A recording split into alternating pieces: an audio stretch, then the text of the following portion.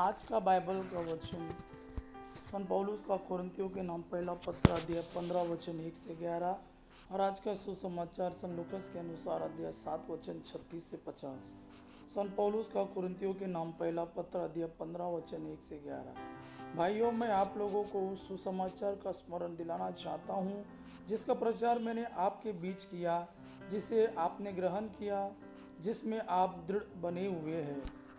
और यदि आप उसे उसी रूप में बनाए रखेंगे जिस रूप में मैंने उसे आपको सुनाया, तो उसके द्वारा आपको मुक्ति मिलेगी, नहीं तो आपका विश्वास व्यर्थ होगा।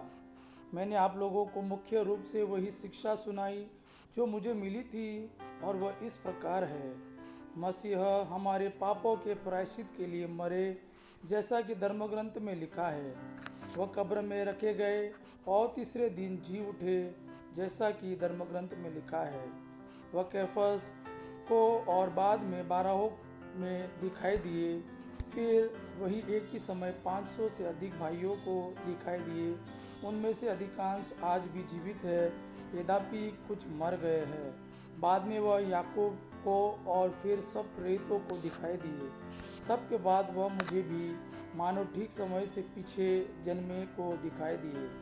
मैं प्रेतों में सबसे छोटा हूँ।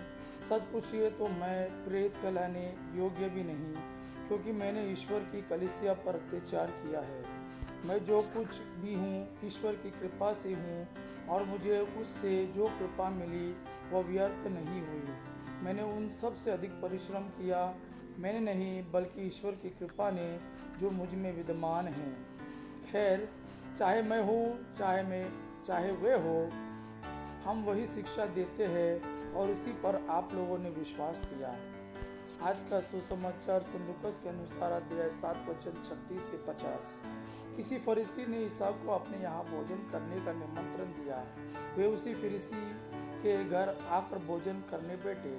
नगर की एक पापिनी स्त्री को यह पता चला कि ईसा फरीसी के यहाँ भोजन कर रहे हैं। वह संगमरमर के पात्र में इत्र लेकर आई और रोती हुई ईसा के चरणों के पास खड़ी हो गई। उसके आंसू उनके चरण भिगोने लगे, इसलिए उसने उन्हें अपने केसों से पोंछ लिया और उनके चरणों को चूम चूम कर उन पर इत्र लगाया।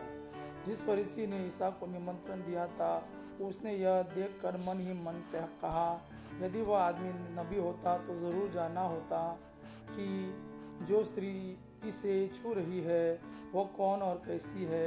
वह तो पापिनी है। इस पर ईसा ने उससे कहा, सिमोन, मुझे तुमसे कुछ कहना है। उसने उत्तर दिया, गुरुवर, कहिए। किसी महाजन के 2 कर्जदार थे। एक 500 दिनार का ऋणी था और दूसरा 50 का। उनके पास कर्ज अदा करने के लिए कुछ नहीं था, इसलिए महाजन ने दोनों को माफ़ कर दिया। उन दोनों में से कौन उसे अधिक प्यार करेगा? सिमोन ने उत्तर दिया, मेरी समझ में तो वही जिसका अधिक ऋण माफ़ हुआ। ईसा ने उससे कहा, तुम्हारा निर्णय सही है। तब उन्होंने उस स्त्री की ओर मुड़कर सिमोन से कहा, इस स्त्री को देखते हो?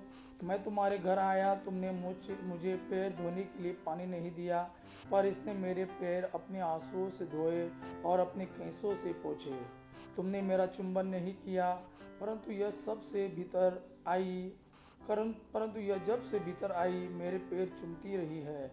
तुमने मेरे सिर में तेल नहीं लगाया, पर इसने मेरे पैरों पर इत्र लगाया है। इसलिए मैं तुमसे कहता हूँ, इसके बहुत से पाप क्षमा हो गए हैं, क्योंकि इसने बहुत प्यार दिखाया है। पर जिसे कम क्षमा किया गया वह कम प्यार दिखाता है। तब ईसा ने उस स्त्री से कहा, तुम्हारे पाप क्षमा हो गए हैं। साथ भोजन करने वाले मन ही मन कहने लगे, यह कौन है जो पापों को भी क्षमा करता है? पर ईसा ने उस स्त्री से कहा, तुम्हारे विश्वास ने तुम्हारा उद्धार किया है, शांति प्राप्त कर जाओ। यह प्रभु का वाणी है। प्रभु को धन्यवाद। आबा पिता की महिमा और पुत्र यीशु का प्रेम आप पर सदा सर्वदा बना रहे। आमीन।